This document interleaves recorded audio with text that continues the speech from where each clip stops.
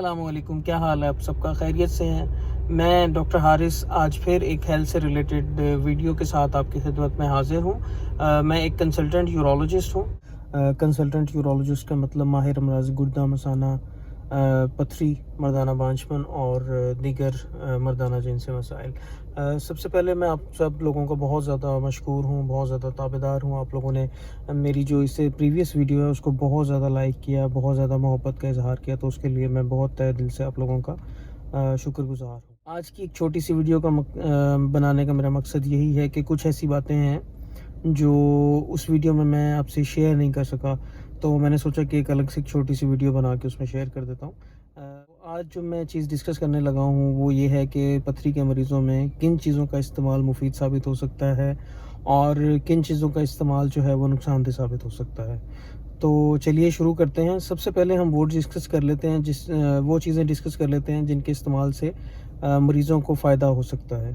तो सबसे पहले जो मैं चीज़ डिस्कस करूँगा वो है पानी का इस्तेमाल। जैसे मैंने पहली वीडियो में भी बताया, पानी का इस्तेमाल बहुत ज़्यादा वाइटल है इन पेशेंट्स के अंदर जिनको पथरी होती है। पानी का इस्तेमाल आपने आलमोस्ट 10 से 12 ग्लास करना है, और जो भाई हमारे धूप में काम करते हैं, जिनका एक्सपोजर धूप से ज़्यादा है, तो उनको पानी की मज़ीद ज़रूरत पड़ सकती है, तो उनको उस हिसाब से अपनी जो है पानी की ज़रूरत को पूरा करना चाहिए। और पानी जो है वो पूरे दिन में आपने रेगुलरली पीना है, मतलब हर 1-2 घंटे के बाद ऐसे रेगुलरली पीना है। इसका मतलब मैं ये समझाना चाह रहा हूँ कि कुछ लोग आते हैं, वो उनको पानी पीना याद नहीं रहता, वो एक साथ 2-3 गिलास पी लेते हैं, फिर 3-4 घंटे का उनका गैप होता है जिसमें वो कोई पानी इस्तेमाल नहीं करते, या सुबह अगर ज़्यादा पानी इस्तेमाल कर लेते हैं, रात को बहुत ही कम यूज़ करते हैं। तो थ्रू आउट द डे आपने पानी के इस्तेमाल को रेगुलर रखना है, और पानी आपने क्लियर वाटर इस्तेमाल करना है। इसके अलावा कोई और चीज़ नहीं इस्तेमाल करनी जो कि पथरी की रोकथाम के लिए ज़रूरी साबित हो सकती है, और कोई मशरूबात इस्तेमाल नहीं करना है। पानी का मतलब सिर्फ पानी। इसके अलावा जो दूसरी चीज़ में मैं आपको बताऊंगा कि कुछ कुदरत ने ऐसे फल रखे हैं जिनको हम सिट्रस फ्रूट या तुर्श फल कहते हैं। उनका इस्तेमाल पथरी के पेशेंट्स में बहुत ज़्यादा मुफीद होता है। सबसे ज़्यादा जो सर फहरिस्त है वो है लीमू। 3 लीमू का इस्तेमाल, 3 लीमू को अगर हम कोई मरीज़ अगर सिकंजबीन बना के अगर पूरे दिन में पीता है, तो वो उसके लिए बहुत मुफीद साबित हो सकता है। लीमू के अंदर, माल्टों के अंदर, कीनू में, जो भी तुर्श फल हैं उन सब के अंदर एक खसूसी चीज़ होती है जिसे सिट्रेट बोलते हैं, और सिट्रेट जो है वो पथरी के अमल को काफ़ी ज़्यादा रोक देता है कुदरती तौर पे। क्योंकि सिट्रेट ही एक ऐसी चीज़ है जो डॉक्टर्स मरीज़ों को दवाइयों के अंदर भी देते हैं, दवाइयों की सूरत में भी देते हैं, जिसकी वजह से पथरी का बनने के अमल को थोड़ा स्लो डाउन या रोका जा सकता है। और इसके अलावा जो कुछ और फल हैं जिसमें नारियल के पानी का इस्तेमाल है, तरबूज का इस्तेमाल है, और इसके अलावा जो है अनानास का इस्तेमाल है। ये सारे ऐसे फल हैं जिनमें पानी की मिकदार काफ़ी ज़्यादा होती है, और ये हर मरीज़ जो पथरी के होते हैं उनके लिए मुफीद साबित हो सकता है। इसके अलावा जौ के पानी का इस्तेमाल भी काफ़ी ज़्यादा इम्पोर्टेंट साबित होता है कुछ पेशेंट्स के अंदर। इसके बाद आ जाती हैं सब्ज़ियाँ। कुछ ऐसी सब्ज़ी हैं जो हमने इस्तेमाल करनी है। उसमें सबसे पहले गाजर का इस्तेमाल, सलाद के पत्तों का इस्तेमाल, ये 2 चीज़ें हैं जो पथरी के मरीज़ों में कारगर साबित हो सकती हैं, मुफीद साबित हो सकती हैं। और इसके अलावा फिर नॉर्मल कैल्शियम होना चाहिए बॉडी के अंदर। नॉर्मल कैल्शियम की डेली इंटेक होनी चाहिए। नॉर्मल कैल्शियम की डेली इंटेक तकरीबन 1000 मिलीग्राम से 1200 मिलीग्राम होती है। ये इसका हिसाब लगाना तो वैसे मुश्किल है, लेकिन एटलीस्ट बंदे को दूध का इस्तेमाल करना चाहिए, दही वगैरह का इस्तेमाल करना चाहिए, जिसकी वजह से आपकी कैल्शियम की जो है जो ज़रूरत है वो पूरी हो सकती है। तो ये सब वो चीज़ें हैं जिनका इस्तेमाल किसी भी पथरी के मरीज़ के लिए मुफीद साबित हो सकता है। अब जैसे हमने ये सारी मुफीद चीज़ें डिस्कस की हैं, इसी तरह हम उन चीज़ों का भी जिक्र कर लेते हैं जिनका इस्तेमाल मरीज़ के लिए नुकसानदेह साबित हो सकता है। उसमें सर फहरिस्त है नमक का इस्तेमाल। नमक का इस्तेमाल अगर ज़्यादा करेंगे तो उन पेशेंट्स के अंदर जो है पथरी बनने का चांस बहुत ज़्यादा हो जाता है।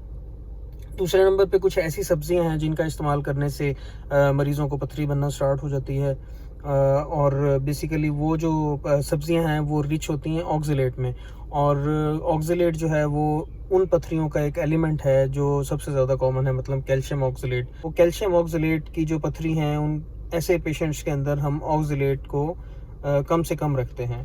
अब ऑक्जेलेट के लिए एक तो सब्ज़ पत्तों वाली सब्जियां, पालक और साग हो सकता है आपके पास, चुकंदर और टमाटर का इस्तेमाल, ये सारे ऐसे फल हैं जिनका इस्तेमाल मरीज़ के लिए बहुत ज़्यादा नुकसानदेह साबित हो सकता है। इसके अलावा आलू का इस्तेमाल, बहुत ज़्यादा आलू का इस्तेमाल और शकरकंदी का इस्तेमाल, ये चीज़ें भी ऑक्जेलेट के अंदर रिच होती हैं और इसकी वजह से पथरी बनने का चांस ज़्यादा होता है। तो तीसरे नंबर पे हमारे पास चीज़ आती है, वो है गोश्त और दालों का काफ़ी ज़्यादा इस्तेमाल करना।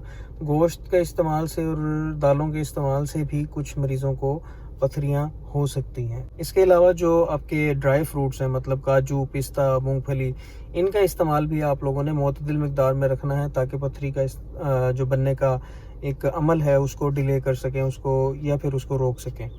और इसके अलावा अब आ जाते हैं कोला ड्रिंक्स। कोला ड्रिंक्स के अंदर फॉस्फेट होता है, तो कोका कोला, पेप्सी या जितने भी ऐसे कार्बोनेटेड ड्रिंक्स हैं इनका इस्तेमाल कम से कम करें ताकि आपके जो पथरी बनने का अमल है उसको रोका जा सके। कुछ ऐसी दवाइयाँ हैं जिसमें मल्टीविटामिन्स का बहुत ज़्यादा इस्तेमाल करना भी नुकसानदेह साबित हो सकता है। और इसके अलावा जो विटामिन सी की टैबलेट्स हैं, जिनको अमूमी तौर पे लोग समझते हैं कि ये ताकत की दवाई है, मतलब थोड़ा बहुत भी अगर पेशेंट को चक्कर आ रहे हो तो वो विटामिन सी की, कैल्सी की जो पुड़िया है या टैबलेट है उसे लेके पीना स्टार्ट कर देते हैं। इसका मतलब बहुत ज़्यादा इस्तेमाल करने से भी मरीज़ों को पथरी बनना स्टार्ट हो सकती है। और लास्ट में जो है वो है चॉकलेट का इस्तेमाल। चॉकलेट का इस्तेमाल भी बहुत ज़्यादा अगर आप करेंगे तो उसमें भी काफ़ी ज़्यादा चांसेस हैं कि आपको पथरी होने का इम्कान हो सकता है। ये सारी वो चीज़ें हैं जिनका इस्तेमाल करने से पथरी के अमल को आप रोक भी सकते हैं और पथरी के अमल को ज़्यादा भी कर सकते हैं। मतलब मरीज़ के लिए मुफीद भी साबित हो सकती हैं, नुकसानदेह भी साबित हो सकती हैं। एक और सवाल है जो अक्सर मरीज़ पूछते हैं, जैसे कि अब रमज़ान स्टार्ट हो गया है, तो क्या रमज़ान के अंदर पथरी बनने का इम्कान ज़्यादा हो जाता है? रमज़ान के अंदर जो है पानी की इंटेक काफ़ी कम हो जाती है, जिसकी वजह से हो सकता है कि पथरी बनने का इम्कान हो। लेकिन जो स्टडीज़ मैंने 1-2 स्टडीज़ हैं जो मैंने रीड की हैं उसमें कोई ऐसा रिलेशन नहीं है पथरी से रमज़ान का। मतलब अगर पेशेंट रोज़े भी रखता है तो कोई ऐसी स्टडीज़ से साबित नहीं हुआ कि मरीज़ को पथरी बनने का इम्कान हो सकता है।